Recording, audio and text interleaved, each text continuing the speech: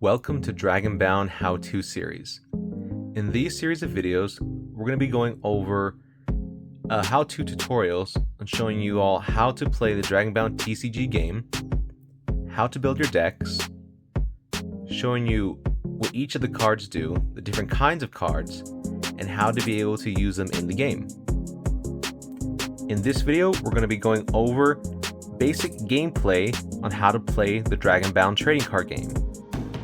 In this video, we're going to go over a few things that was from our last video explaining how to set up the board, and in this one, we'll be going over how to get the game started. So, when you get the game started, make sure all your cards are in the respective zones, your main deck, your Legends deck, and your Arsenal deck.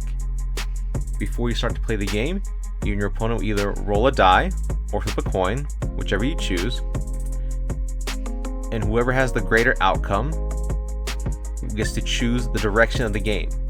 Direction is an essential part to the game when you play it. So what I mean by direction, you either play cards from right to left or from left to right. Now before you start the game, after you've chosen the outcome of who decides which direction, who goes first, you will need a life indicator to show how much life you have in the game. Now these are what we call soul counters. Soul counters are your life in the game, and it's essential to be able to keep your soul counters because if you run out, you lose the game. You can either keep track with a paper, a counter, or in other instances you can use a dice. Here I am using a d20, and the max soul counters you get in the start of the game is 10. Certain cards can increase your soul counters beyond 10 as well, and some cards may decrease your soul counter as well. So you want to be aware of certain dragon effects and abilities. We'll set this aside over here to show that we have 10 life. When you start to play the game, each of you and your opponent must set down 3 cards from the top of your Arsenal deck and lay them face down in the Arsenal zones.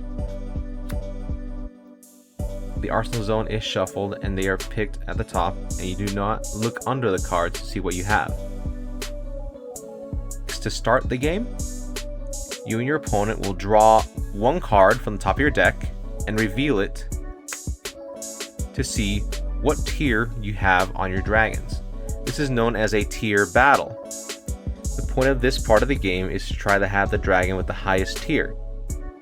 This is why it's essential and important to have certain tier dragons in your deck, and why it's also important to have a limited number of higher tier dragons as part of the rules. If you had more high tier dragons in your deck than your opponent, then there would be no point in playing the game because they'd win every time and no one would win and no one would lose. So for example, let's say I drew this card from the top of my deck. It would go right here in the center zone. And then my opponent happens to draw this card from the top of their deck. And now we compare who has a higher tier. My dragon has a tier 4. Their dragon is a tier 3. So the outcome of this tier battle is I win.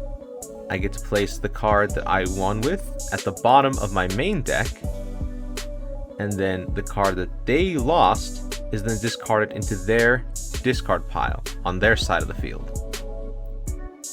When that happens, you and your opponent then draw the next card from the top of your deck and continue to play the tier battles until you and your opponent draw a card that have the same tiers.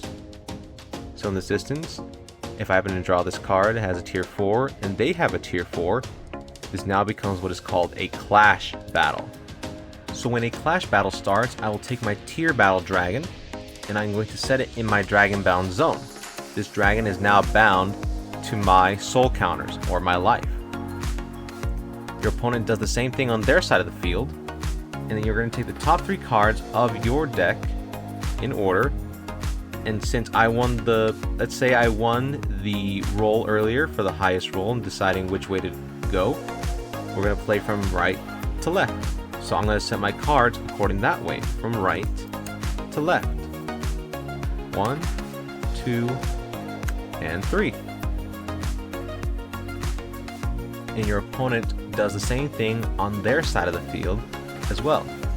Once all 3 cards on each side of the field have been placed, then the battle starts. each one starts with their own match. So this would be match 1, match 2, and match 3. So in the first match, you want to see which dragon has the higher attack who wins. But remember, each card also has their own unique effect and abilities that can change the outcome of each of the different matches and each game. So in this example, my dragon here has an attack of 2700, and my opponent's dragon also has an attack of 2700. And to keep this simple and basics, that would mean these two dragons would destroy each other, and if so, they are then respectively flipped down to show that those dragons have been destroyed. Same thing onto our next match. My dragon has 1100. My opponent's dragon has 2100. That would mean my dragon is destroyed, and their dragon won this match. In this last match, my dragon has 1000. My opponent has 2300. So in here, I also lost this match. After the last match has been finished, you then go see who won the best out of 3 matches. My opponent has won 2, and I've lost 3. Therefore, they are the victor of the clash battle. At the end of the clash battle, if you are the victor, you get to keep the cards that are still face up on the field. So for example, my opponent has 2 cards that are still face up. That would be Talum and Sola. But they had 1 card that got destroyed. Since they won, they get to keep these 2 face-up cards and shuffle them back into their deck. However, the cards that they lost will be sent to their discard pile in a face-down position. If you are the one who lost the battles, whether you have face-down or face-up cards, you lose all your cards that you fought with, and they all go to the discard pile. As for your bound dragons, if your opponent has won, but they did not win all 3 matches, their dragon would also go into the discard pile. But if they won all 3 matches, meaning if all 3 dragons were face up on the field, then they get to keep the 4th dragon and also get to shuffle that back in their deck. Now, since I lost the games in the clash battle, I discard my card, but since I lost it, I lose life according to the tier of the dragon. So since I was bound to a tier 4 dragon, my life would then go down from 10 to 6. And then the card is discarded. And then you go back to playing the normal tier battles, as you did before. So as you notice, as we played the first round, we did not touch anything here in our arsenal zones. That is because in the very first clash battle, you were not allowed to touch any of the cards here in your arsenal zones.